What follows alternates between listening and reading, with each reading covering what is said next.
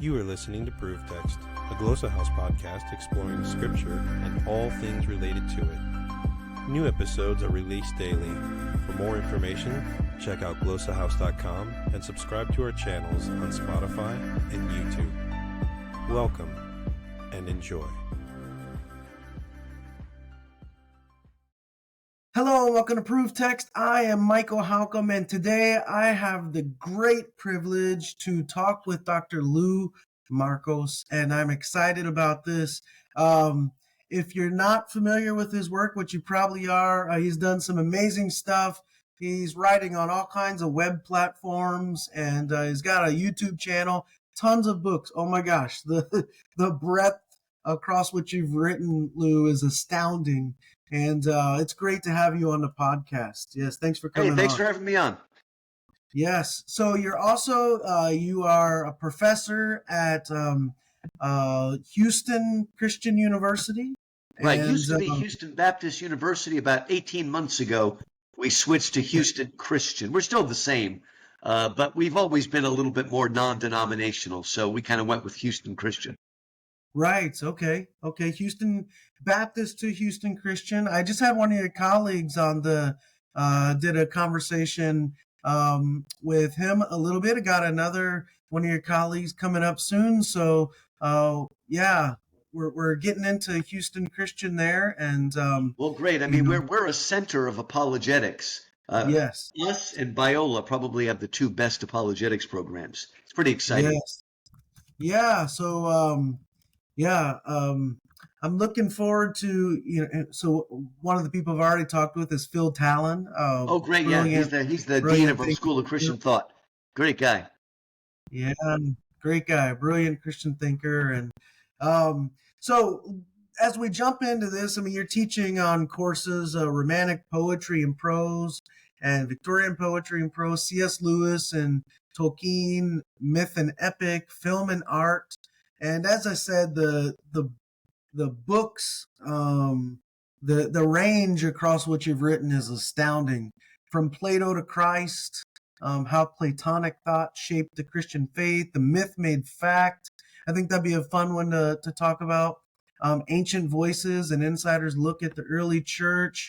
C.S. Lewis, Tolkien, heaven and hell, visions of the afterlife and Western poetic tradition. Apologetics for the 21st century, atheism on trial, and the list goes on and on and on. So I think an interesting place to start is with Plato to Christ, though. How Platonic thought shaped the Christian faith. I think a lot of Christians might be surprised to hear that. So what's sort of the jumping off point there? I mean, what are maybe a couple of the big takeaways? I tell you, at the core of so much of what I write is the phrase bringing Athens and Jerusalem together. My university has a 10-pillar mission statement, and one of them is to bring Athens and Jerusalem together. And what that means is Athens means our Greco-Roman legacy, and Jerusalem means our Judeo-Christian legacy. And behind so many of the books I write, and much of C.S. Lewis, is the belief that not only are they not enemies, they can be compatible. And in fact, one of my books is called From Achilles to Christ, Why Christians Should Read the Pagan Classics. Why is it not only okay for us to read the pre-Christian Greek and Roman writers, but why is it actually a good thing, Michael, that we can actually learn from them? So in my book, From Achilles to Christ, I looked at the Iliad, the Odyssey, the Aeneid, and the Greek tragedies. In From Plato to Christ, I looked, of course, at Plato's work. In The Myth Made Fact, I looked at 50 classical myths from ancient Greece and Rome and showed how they point forward to the fuller revelation in Christ. And next year, University Press will be publishing From Aristotle to Christ. I sort of needed to do that, didn't I? And in fact, the next book coming out is called Passing the Torch, an Apology for Classical Christian Education. And I am a huge proponent of that. I'm always speaking all over the country about classical Christian or sometimes classical charter schools. My son's at a classical Christian. My daughter's at a classical charter. And these are schools that have brought together those two great streams that kind of through Augustine gave us Western civilization, gave us Christendom. And much of our founding fathers drew on both the Judeo-Christian and the Greco-Roman, right? So I know that a lot of people, a lot of my fellow evangelicals are a little bit afraid about Plato. And I'll tell you, Michael, one of the reasons I actually felt the need to write From Plato to Christ is, okay, for a long time, we've noticed that many sort of liberal mainline denomination theologians, whenever there's something they don't like in the Bible, they just say, well, that's St. Paul, okay? Well, we evangelicals are not going to get away with that. I mean, of course, we're very happy to twist St. Paul to fit whatever we want, but we're not going to do that. So I've noticed a lot of, whatever you want to call them, neo-Orthodox, whatever you want to call them, if they don't like something, they blame it on Plato, okay? And usually what they don't like is hierarchy. And you know what? That's part of Christianity, okay? Egalitarianism, flat equity that makes everybody the same is not in any way, shape, or form Christianity. God made us all unique. God loves variety. Let's put it this way. Our God is the God who actually loves diversity, not the crazy diversity people who want to make everything in equity. Those two are actually oxymoron. They're not, they're against each other, really. Okay, so I wanted to show that what Plato taught us. Okay, here it is. Here's what's crazy, Michael. Okay, it is Plato was wrong to say that our world is an illusion. Okay, our world is not an illusion. But in comparison to the thundering reality of the New Jerusalem, of heaven, of the new earth and the new heaven, in a sense, we are in the shadows. Right now, again, not literally. Okay, our body is good. We're Christians. We believe that matter is good. God created it and called it good. But matter and our body, like our soul, is fallen. But it was created good. And it's kind of ironic, Michael, because the biggest problem is Plato is often a downplaying of the flesh. That's a problem. But we also need Plato to make us understand that sometimes the invisible things are more real and even, this is crazy, more concrete than the visible things. And of course, N.T. Wright has helped remind us that our destiny is not to be angels flying around as empty souls, but to have resurrection bodies, and that spiritual growth is a real thing. Let me say something quickly here, Michael. Okay. Like C.S. Lewis, I get to speak at all different denominations, publish with all different denominations. And even though I'm Baptist, I'm pretty traditional. So I tend to say St. Paul and St. Augustine. Well, I don't know, maybe 7 or 8 years ago, I noticed something funny. Whenever I was being published in, let's say, Catholic or Anglican or something like that, they kept the saint. But whenever it was a Baptist, I'm a Baptist magazine, they would change it to Paul the Apostle or Augustine of Hippo. Now, look. I know my Bible, and I know that we all are saints, okay? But I really think that the knee-jerk reaction of evangelicals against saints is it is really an idea of, oh, you think you're more spiritual than I am? You think you're more holy than I am? Look, we don't apply those principles to sports. Would you go and buy season tickets for a football team if they made their roster based on egalitarian principles? Actually, that's not a good example. I'm from Houston. I think that's how the Texans are chosen. Eeny, meeny, miny, mo, actually. But the point is that Plato reminds us, okay, spiritual growth is a real thing. And just like there are some of us that are better at music or sports or math or literature, there are many of us who are more spiritual. That doesn't mean works religion. Right? We're still saved by grace, all of us. Catholics believe in salvation by grace. But there are others of us. And by the way, the whole thing's crazy, Michael, because Baptists have saints. We call them missionaries. And we look up to them more than any Catholic looks up to a saint. So, again, this may sound like I'm being a little silly here, but we need Plato to remind us that our goal is to ascend the rising path. to move towards greater goodness, greater truth, greater beauty. And Plato can teach us this with things like his famous allegory of the cave and his other ideas. Now, I show things in Plato that are problematic for a Christian, but there's much that we can learn there. And of course, I've been reading through Aristotle last year for the next book coming out. And there's a great deal. Look, God chose to incarnate himself during a Roman Empire that had a very Greek Hellenic culture. God did not, you know that game, Michael, when you're a kid and you decide, where am I going to live? So you spin the globe and put your finger. You always end up living in the middle of the Atlantic Ocean, usually. But that's not what God did. He didn't just randomly choose a time and place. He chose when he was incarnated in the world.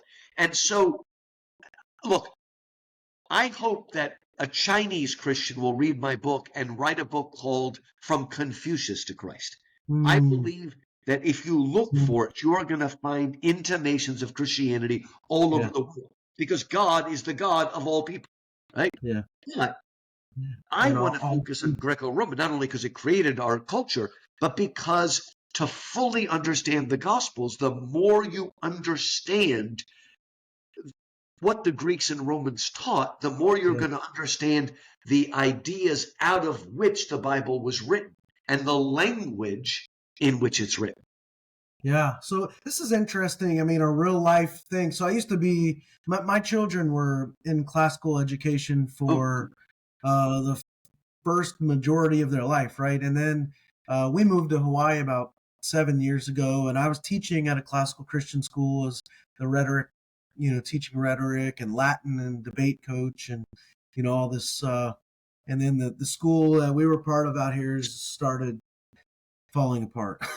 But I had this one really interesting experience, because in our lower school, they always had Greek and Roman Day, and the kids would dress up in the elementary school, right, as like Greek gods and goddesses. And one of our family friends, they had enrolled their children in the school, and when that festival came around, they pulled their child right out of the school. And the dad's thinking was, I work hard to make this money and pay for my kid to go here to learn about the one true God, not all these Greek gods. I don't want my kid running around hearing about Greek gods and dressing up as a Greek god. It seems to me like your response to him would have been something along the lines of, that's actually pointing to the fuller revelation of God, or the fuller truth. But I am curious to hear what you would have said to this parent. Good. I mean, look, as Christians, we all believe that Jesus fulfilled the Old Testament law and prophets. But you know what? He wasn't just the Jewish Messiah. He was the Savior of the world. And so if, when Christ was incarnated, died, and resurrected, if all of that only spoke to the Jews, like less than 1% of the world population, and had nothing whatsoever to say to the other 99% of Gentiles and pagans in the world, it would seem as if a foreign God had invaded. But as I like to put it, Jesus not only fulfilled the Old Testament law and prophets, he fulfilled the highest yearnings of the Greeks and Romans, and ultimately of all people across the world. Well, look, it's a crazy irony, Michael, but again, I speak at these classical Christian schools, and the great majority of them are not just Protestant, they are Reformed Calvinists. Okay, right. Now the crazy thing is, when I was growing up, there were so many Calvinists who had a misunderstanding of total depravity. Now, total depravity is a fine word. It means that every part of the person was subjected to the fall. There's no part of me, by reason or whatever, that is separate. Okay, everything fell. But to a lot of Calvinists, when I was going, they believed in utter depravity. We were such sloth that our black was God's white and our white was God's black. And that's simply not true. We are fallen, but we retain the imago Dei. In theology, there is a vital distinction between general revelation and special revelation. This is actually the way that Calvin begins his Institutes of the Christian Church, by making that distinction. That's also how the Calvinist Bible begins. Michael, do you know what the Calvinist Bible is? It is Paul's epistle to the Romans and a few other books. Okay, so this is also how Romans begins. Okay, special revelation is the way that God speaks directly to the world. He did that through the prophets, through the Old Testament, through the New Testament, and of course, supremely through Christ himself. But again, God did not ignore 99% of the world before the coming of Christ. He did not give them the special revelation of Scripture, but he spoke through general revelation.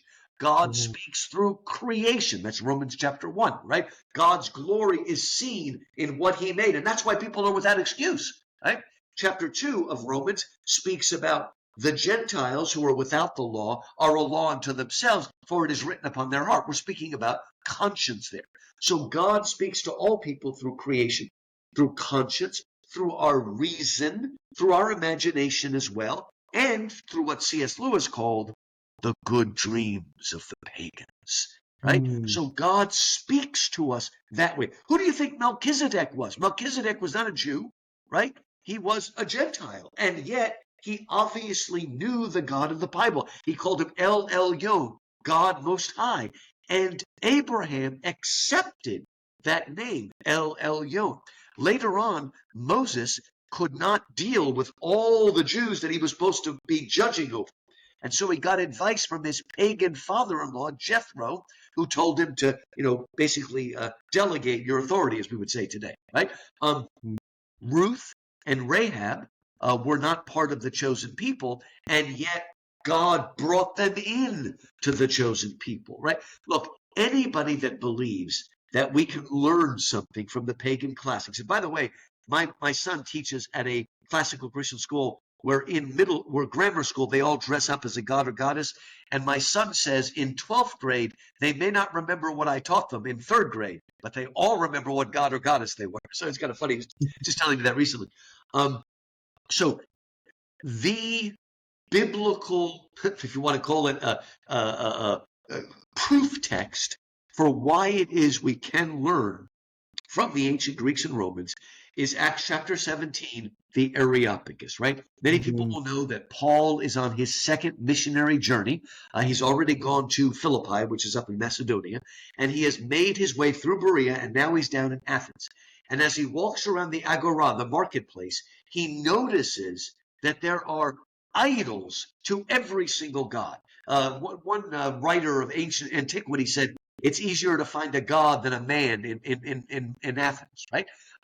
And then, as he was looking, he saw one little altar that said, to an unknown God. And then, Michael, because Paul had listened to our podcast, he knew what to do. He went to the Areopagus, the people that were on Areopagus in Latin, that's Mars Hill.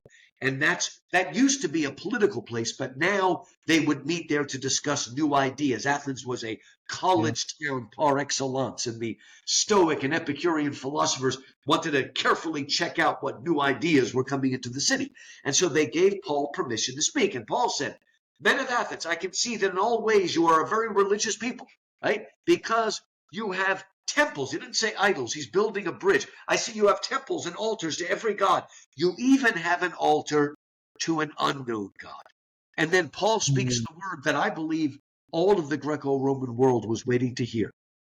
Now, therefore, what you have worshipped in ignorance, I will proclaim to you as known. Right? Look, the God who created the heavens and the earth does not dwell in temples built by human hands, but out of one man he created all the races of men. He set their times and places that they might reach after him and grope after him, though he is not far from any of us. For in him we live and move and have our being. As your own poets, your own pagan poets have said, we are his offspring. Now, people don't realize that Paul is quoting 2 different ancient Greek pagan writers. One of them was called Epimenides, and he said, in him we live and move and have our being. And another one named Aratus said, we are his offspring. Now, in the original poem of both, the he is Zeus. But Paul is suggesting that although this poet was speaking of Zeus without knowing it, he was speaking of the one true God that is behind all the gods, right? And you see, it's kind of confusing. There is only one God, but there are gods. They're called Elohim. They are called spiritual beings. And there are plenty of those. But there is only one God who is the uncreated God. I am that I am, the one who has his existence in his essence. All those other gods, those Elohim, were all created by God. They're angelic beings.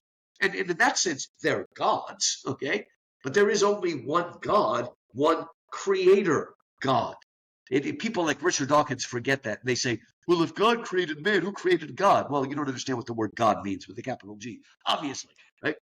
So the point is that Paul is building a cultural bridge, and he's explaining to them, as he did just a couple chapters earlier, when he was farther up in Greece, that God has not left himself without a witness, but he sends rain on the just and the unjust, the righteous and the unrighteous. So this is a God who has been speaking. Again, only to the Jews did he speak directly. But what does it say in Psalm 19? The heavens are telling the glory of the Lord. The skies are proclaiming his handiwork. Day after day they pour forth speech. Night after night they are not silent. Their voice has gone out to the world. The word for God there is Elohim. It's El, right? It's the generic word for God. But you remember how Psalm 19 ends? Suddenly, David suddenly shifts from talking about the general revelation by which God speaks to all the nations, and he starts speaking about the law. And as soon as he starts speaking about the law, that is special revelation, he switches and speaks of Yahweh. That is the name of God, the personal covenant name of God that he revealed to his people, the Jews, through the special revelation of the burning bush. But he is still God, and there is a glimmer of him in all the nations, for we were created in the imago Dei, the image of God. And though we're fallen, we can't figure it out on our own. We certainly can't save ourselves, but we still persist to be in the image of God. And God still speaks to us through creation and conscience and reason and imagination. Well said. I mean, you've brought up classical Christian education several times and how you have children who are involved in that, and you're speaking at conferences often. We were sort of heartbroken as a family to have to step away from that. But, life circumstances sort of led us in a different direction. As I look at a school, or are you homeschooling now? So our children, two of our children go to a Christian Baptist academy, and then we also we're homeschooling through an online Christian organization. You have classical conversations that you can use around the dinner table with all of your kids, and try to keep that very important dialogue alive. Yeah, that's a great point. But I look at well, I was reading your article, one of your recent articles about how classical education can rescue America from progressive disaster. In that you're talking about sort of the progressive agenda and I really thought the line where a lot of Christians thought that the removal of the Bible and prayer from schools was, marked the beginning of the takeover, but you're arguing no, that was actually that marked the successful culmination of this long progressive takeover that's been going on over a century. I'm curious to hear from you. Certainly, we're seeing that in K through 12 public education, but even just now in the last 2 to 3 months with what we're seeing on college campuses is absolutely astounding and mind-blowing. So I'm wondering, I'll say this. You have a line later in that article where you talk about, our modern vision of the good life, you're quoting Hegseth here, our modern version of the good life has been nearly universally transformed into the freedom of personal choice, control of your identity, being accepted for who you are, finding adventure, and creating your own path in life. When I look at what's going on our college and university campuses that are making the news anyway, that does seem to be at the heart of it. So I'm wondering, what are you seeing? What are you discerning? What are you observing? What's standing out to you about all of this? It's really bad. There's been an ongoing war all the way back to John Dewey for almost 150 years, and it goes back even to Rousseau, between is education based on authority, on content, on the great books, or is it based on experience? I'm not against experience, but if all we focus on is experience and current events, then we are trapping our children in a tiny little box that has no perspective whatsoever. I think the worst thing in my new book coming out, Passing the Torch, I talk a lot about how history, 100 years ago, history was displaced by social studies. Okay, now some of that anthropology and sociology is cool, and I've learned some things from it, okay? But it doesn't take the place of history. We've raised a group of people that know nothing about history. They've heard of the Holocaust and they've heard of slavery, and it's a good thing they have. But the amazing thing is that they've heard of the Holocaust and now they've become anti-Semitic. It doesn't make any sense.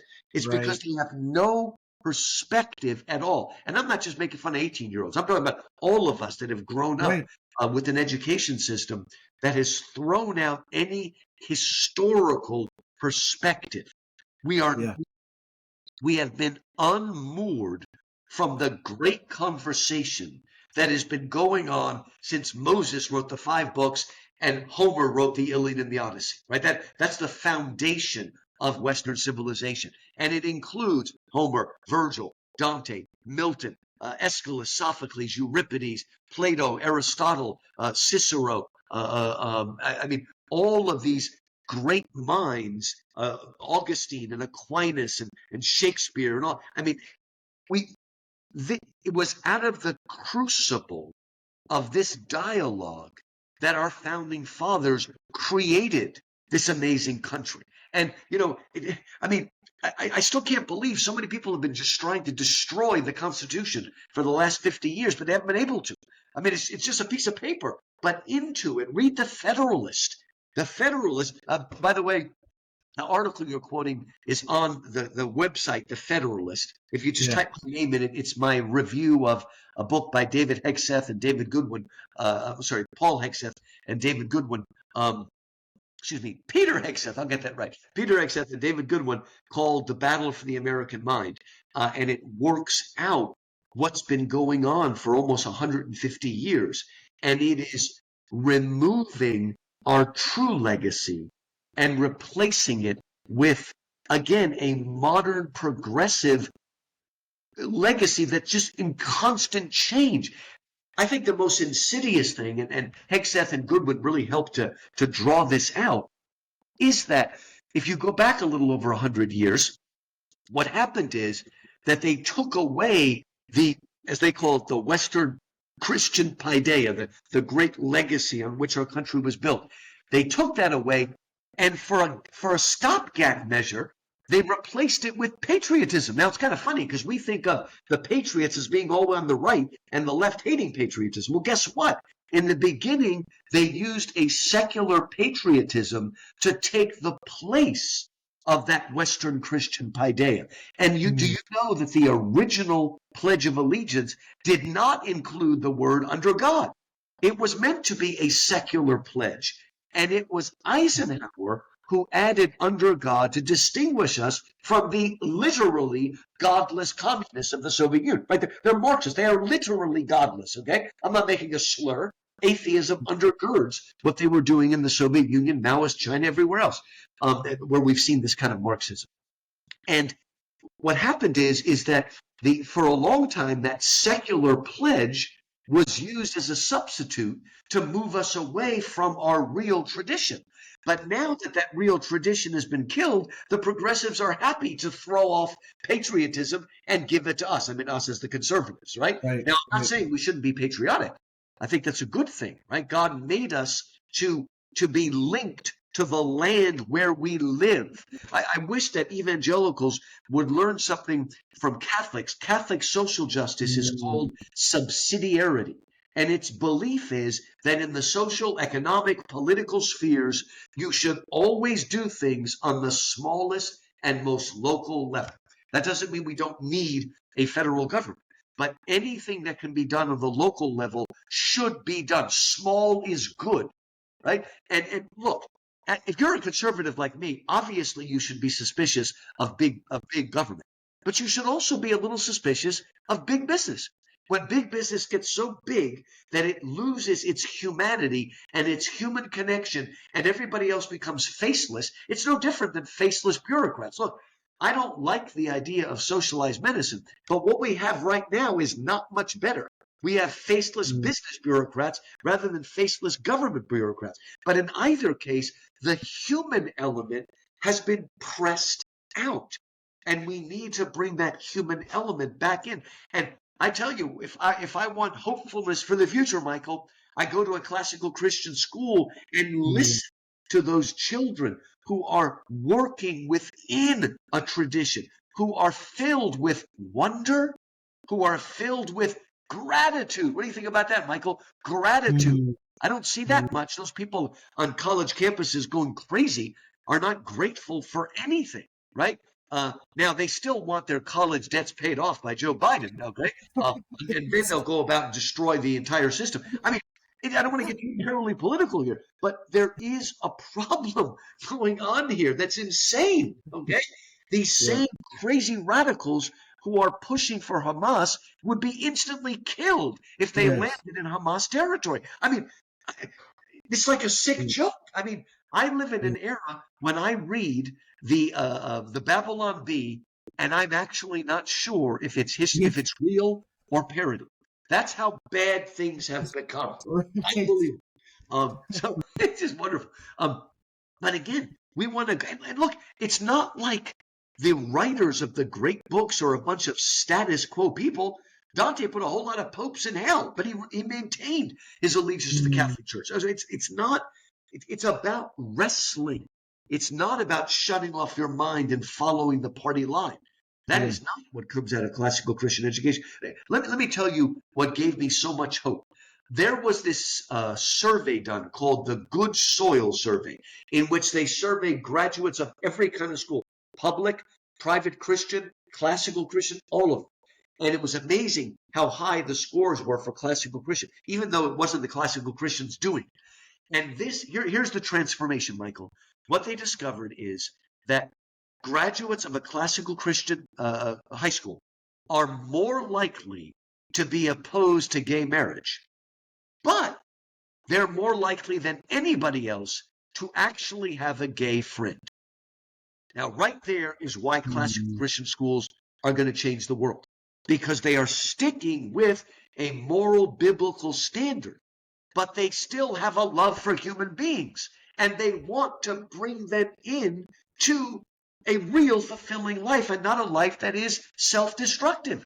After Paul lists all of the sins, right, including sexual sins, then he says, such were some of you, but now you have been transformed, right? So that's what we want to reach out and draw people into the joy of that conversation, into healthy families. Everybody knows that fatherless families lead to all sorts of problems with the children. Nobody wants to say it, but it's absolutely proven. Now, that doesn't mean if you're listening to this and you're a single mother, you're doomed to have a delinquent as a son. No, I'm only talking about statistics, okay? God can work through any situation and save that situation. But when we look at it as a society, the breakdown of the family, and particularly the fatherlessness, has been the number one cause of the rise in crime, the rise in violent crime, the rise in dropping out of incarceration again and again and again. And people don't want to talk about it, but that's the case. And if we can bring young people back into a knowledge of both freedom and responsibility, both individualism and look. When Hillary Clinton said it takes a village to raise a family, she was speaking the truth. But what she meant was it takes the federal government to raise a family. Right. She was wrong. Right. But that saying, which comes from Africa, is actually true. It takes a community, a church community, all of these things to support. The reason why so many marriages are breaking down is that we are in these little enclaves and we're completely on our own. We don't have any support in the community, in the media, anywhere to reinforce the family and hold it up and whatnot. And we end up caught. And of course, the shutdown in COVID has done such unbelievable destruction to our families, not just to students, but to adults who seem unable to actually talk to another human being anymore. So, but again, when I go to these schools and listen to these students able to have conversation, to disagree with one another, that's not lockstep thinking at all, but they are not thinking for themselves. They're thinking rightly. You can't take a kid and let them think for themselves. You need to teach them how to think, both by reading the proper works and by teaching them logical thinking, logical fallacies, as opposed to logical thinking, what's called grammar and logic and rhetoric, taking them through these steps that train the mind to be able to think and to reason and to communicate. And that's what they can do with a proper kind of education. Yeah. Are you familiar with Rod Dreher's book, The Benedict Option? Oh, Have yes. you read Now, that is too often misunderstood. And I've met Dreher before. It's misunderstood as if Dreher is saying we have to abandon everything and go hide away. That's not what he's talking about, okay? Right. The Benedict option during there really was a dark age, Michael. But that dark age was caused by the fall of the Roman Empire, and we came out of the dark age because of Catholic Christendom. Okay, so let's just understand that there was a dark age, but the dark age was caused by the fall of Rome, the invasions of the Germanic barbarians, and then the invasions of the Viking barbarians. And only once those barbarians were converted to Christianity did we have a high Middle Ages, right? And during those dark ages, one of my favorite books is called How the Irish Saved Civilization. If you've ever heard of that book.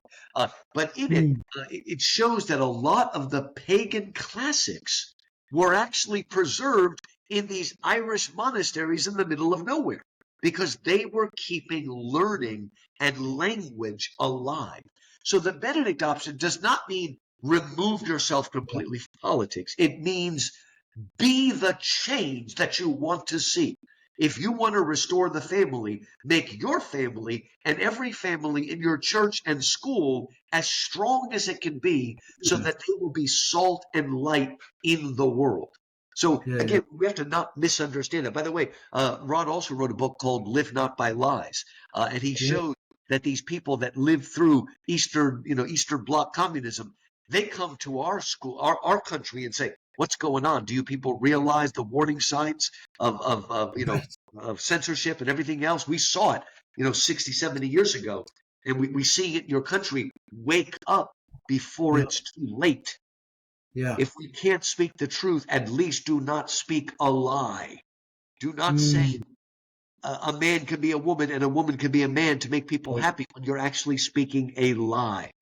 Even after surgery, destructive, horrible surgery, the mutilation that we make fun of the Middle Ages for, by the way, still every single DNA cell in your body is either masculine or feminine. So we just have to, that doesn't mean we have to rant and rave. We have to at least speak the truth and not buy into the lie as so many of us have done. And by the way, just to give you a little bit of hope, a lot of us think that all of our young people have gone woke. Some of them have, but most of them are not speaking up for the same reason that we adults are not speaking up. We're afraid to do it. They don't like either the craziness, but how are they going to speak up? They don't know what to do. And if they don't see us speaking up, how are they going to get the courage to do it? So it's not quite as bad as we think, but it's also bad. Yeah. Yeah, I mean it's intense.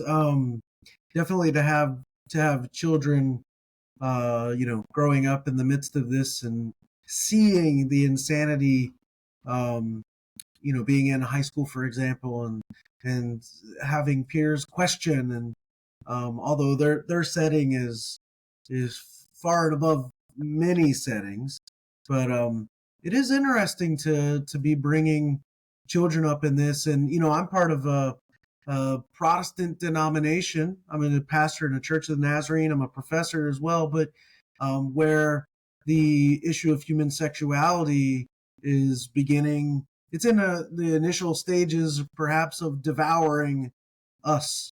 And I was part of the United Methodist Church, left that years ago. We see what happened, and every sort of Protestant denomination is being hit hard by this. And they've watched over the last 11 and a half months where I've had to consistently speak up against the lie that is continually being touted and being pushed, particularly with regards to human sexuality, but other issues as well.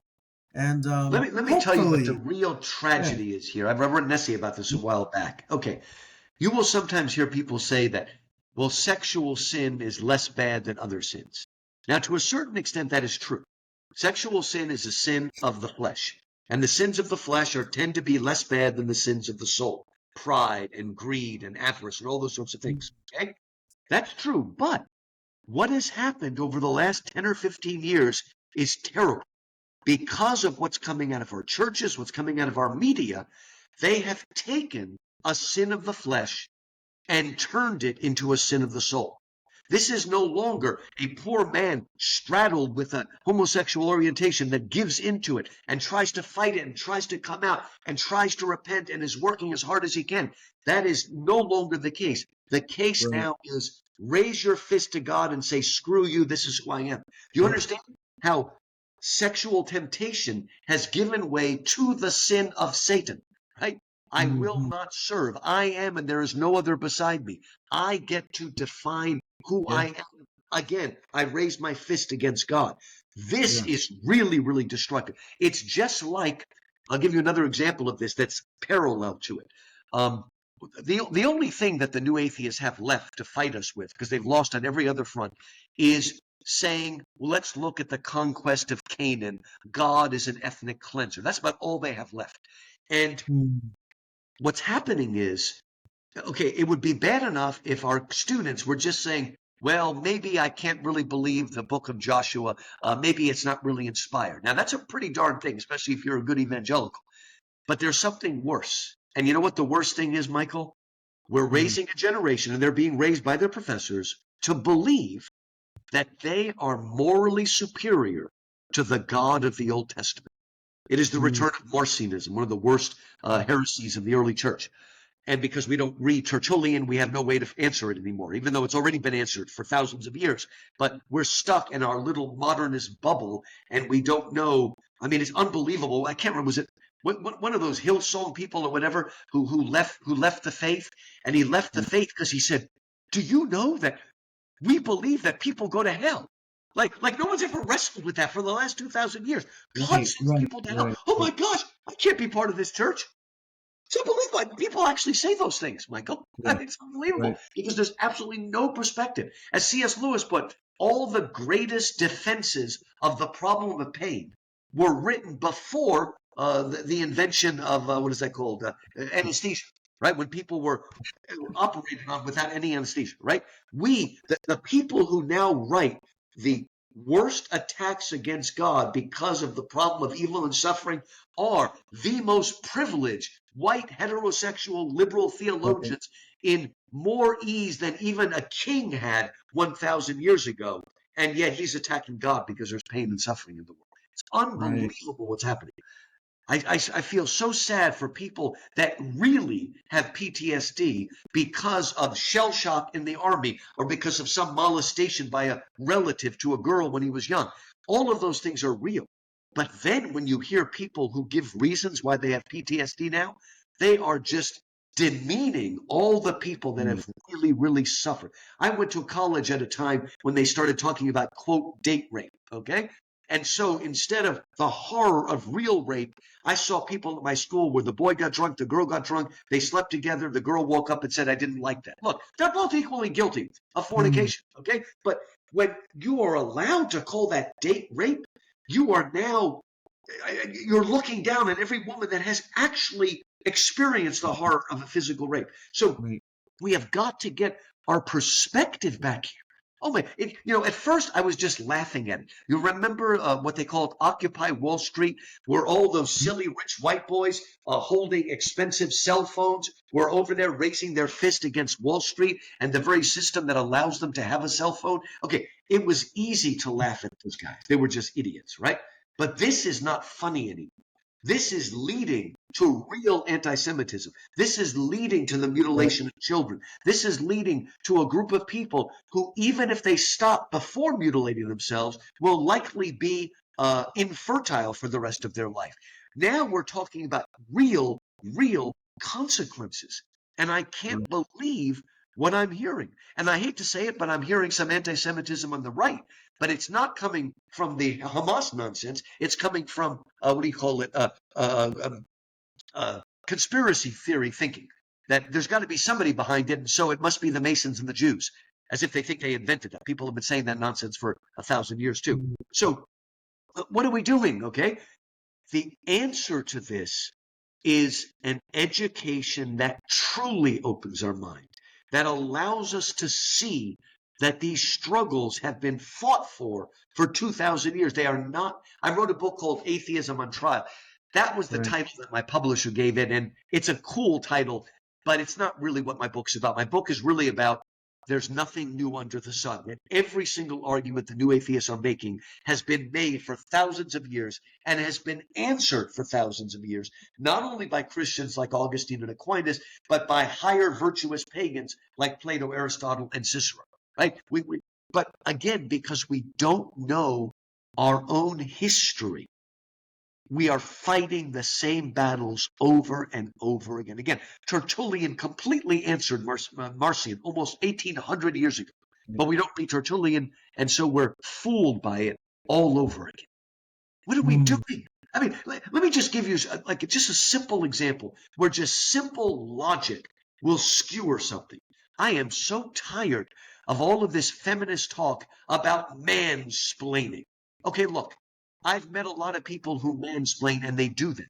But what they're doing is not sexist, and I can prove it to you, because every man I know who mansplains to a woman does exactly the same thing to his male friends. Okay?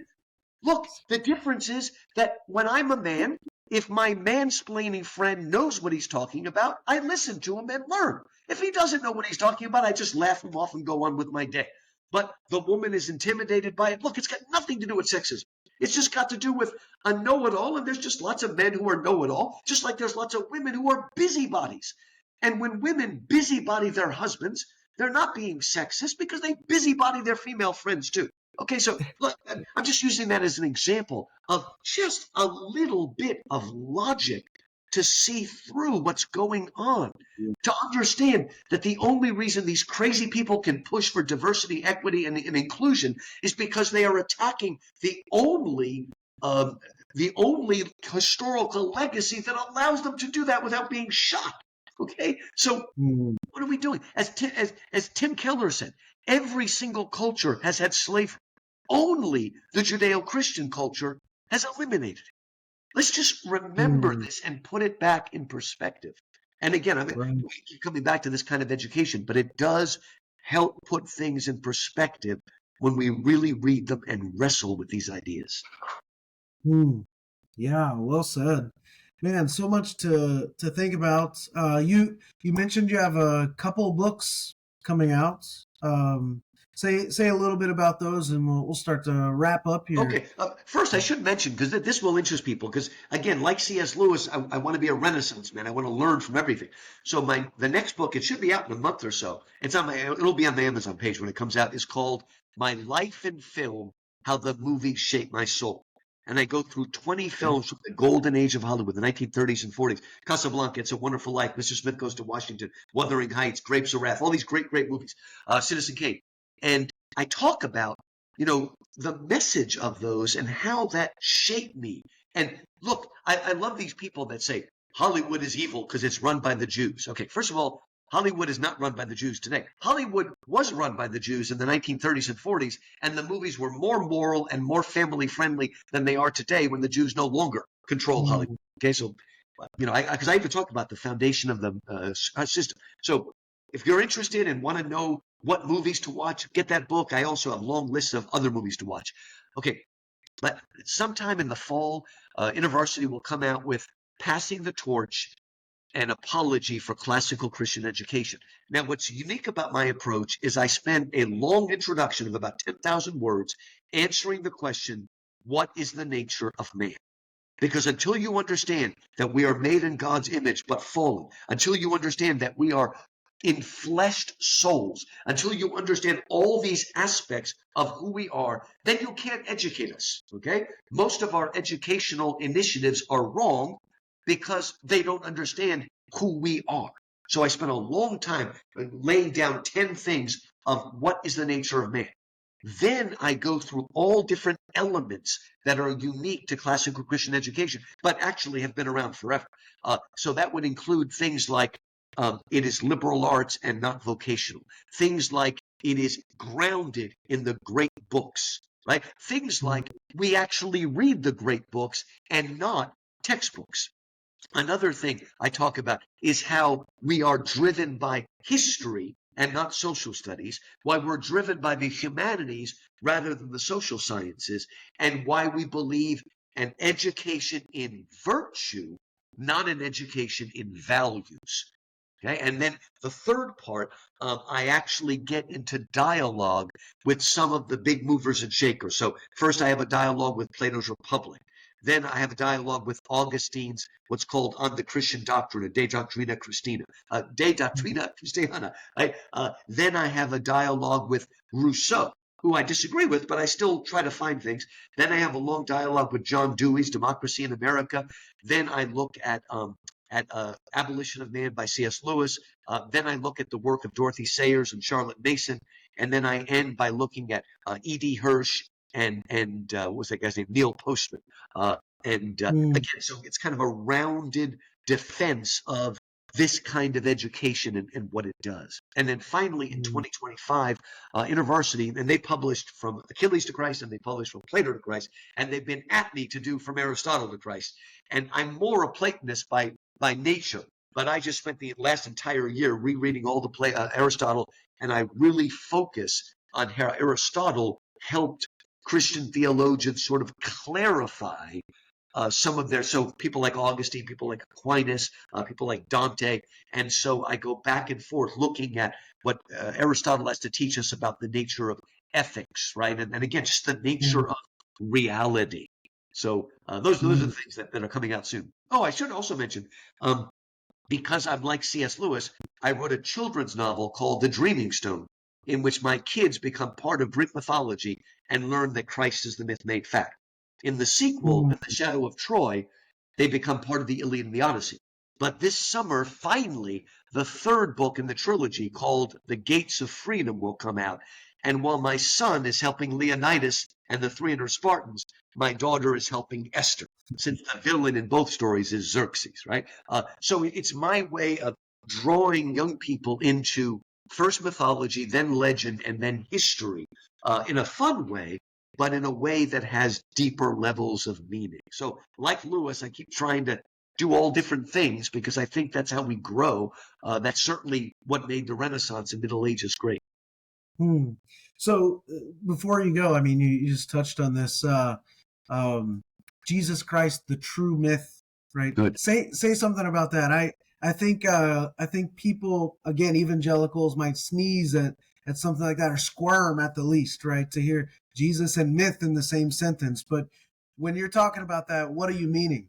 Okay. In my book, The Myth Made Fact, and by the way, that book covers 50 myths and then it all analysis, but every chapter ends with lots and lots of questions that are from kids all the way up to adults. So you can read it devotionally with your family. There's plenty of questions to make that connection. But I tell a story in the introduction to that book of a man from Florida, about 10, a little over years ago. He's deceased now. He was an older man. He was an excellent radio evangelist. And I don't want to make fun of him because he was a man of God. But he was saying negative things about C.S. Lewis on the radio. And so since my parents live near Tampa, Florida, I was in the area and I got to meet and talk with the man.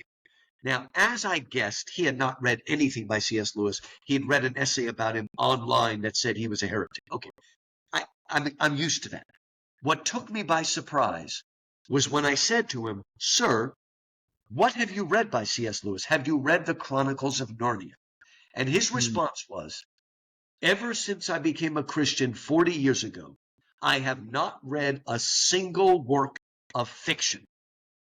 That he didn't even read the Left Behind series, which is actually probably a good thing, Michael. But anyway, he didn't read any. Okay, now what's going on here? All right, if he hadn't been such an old man, I would have told him, "Hey, the parables of Jesus are fictional stories that he made up." But I didn't go there. I went home and I thought about this and I prayed about it. And I realized something in a spark. It was such a light bulb moment, Michael, for me that all my hair was burned off. Yeah, I had a full head of hair. It's all burned off. Okay, what was this aha moment? If you ask that man, "Why don't you read fiction?" he would say, "Because I'm a Christian." But I believe, I'm convinced that the real reason he doesn't read fiction, the reason he doesn't know, is that he's a modernist and doesn't know it. The modern world does not begin with the Renaissance. It begins with the Enlightenment. And the Enlightenment is what split everything down the middle. Over here is reason and emotion, nothing in between. Reason and imagination, history and myth, religion and science, facts and values, and never right down the middle. This is a modern, ridiculous notion that is not true in the Bible. The Bible includes lots of fiction as well as history. It gives us every single genre. And unless we know the genre, we're not going to understand it properly. Look what happens, Michael. If you are a super literalist and don't understand genre, then when you read Job, you will pull your hair out because obviously Job's friends are giving him bad advice. But it's in the Bible, so mustn't it be true? Have you ever struggled with that, Michael? Okay, yeah. Crazy stuff like that, okay? All right, so what we've got to understand is our division of those things is a modern thing that none of the writers of the Bible would have even thought or conceived of. Okay, this is what Lewis and Tolkien and Chesterton means. Okay, Jesus is more than a myth. Why? Because he is historical. It actually happened. He died and rose again at a real place at a real time under Pontius Pilate, everything. But it's not less than a myth. Jesus is a myth because he fulfills the yearnings and desires of people. Myths are stories that tell us why things are the way they are. They talk about beginnings. They talk about endings. They talk about judgment. Plato's dialogues are filled with myths, okay? Myth does not have to mean it's historically untrue. Now, a lot of the myths, the actual myth didn't actually happen. But if we strip Christianity of its mythic power, then it will only speak to our head and it will not speak to our heart. It will not speak to our imagination. It will not speak to our yearning to be part of a story that is bigger than us, because it is a story, but it just so happens to be a true story. Right. Mythology tells stories about dying and rising gods, but they're completely mythic. They don't really happen, but they capture the yearning of pagan people, understanding the need for God to come to earth. And then what happens? It turns out it really happened once. And so Jesus is the Jewish Messiah, as we said at the beginning, but he's also the dying and rising God that really happened in human history. But while remaining historical, he continues to answer the desires and yearnings that draw us towards myth or towards Disney or towards Marvel. Christ is the one who said, "I am the way, the truth, and the life," and everything meets in him. I love it. Well, Dr. Markos, thank you for coming on the podcast. And if you guys are watching and listening, if you would go check out his Amazon page, check out his YouTube channel. You can find that at Louis Markos 1777 on YouTube at Louis Markos 1777. Writes a lot on. He's written on the Federalist. He's written on the Gospel Coalition, Reformation 21, the Imaginative Conservative, and of course, all the books. So the Amazon author page will have all those. If you go to the houstonchristian.edu page, you can find the Amazon author link, you can find the YouTube link, and all those other links I just mentioned, as well as the book titles. So lots of great stuff there. Lou, it's great to meet you, man. I'm Great, Michael. Keep up the good work. I mean, we don't look. I am more optimistic than most people because I get to speak at classical Christian schools all over the country. And wherever I go, big city, small town, it is the same spirit. Again, that spirit of joy, of wonder, of gratitude. This is still a Christian country. We are not Europe. Okay? We cannot surrender and lay down our arms and try to be relevant. We have to continue to be faithful. And then people will be drawn to. Read Acts 2 again. It says they were living together, having things in common. And what does it say they were doing? Breaking bread, reading the scriptures. And the only thing it doesn't say is they were sending out missionary teams. Because I think what they were doing was so unbelievable that people were drawn towards them. They wanted to get to a group that was really authentic, where there was real love that transforms, real virtue, and not just the overlooking of sin. So that's the Benedict option again.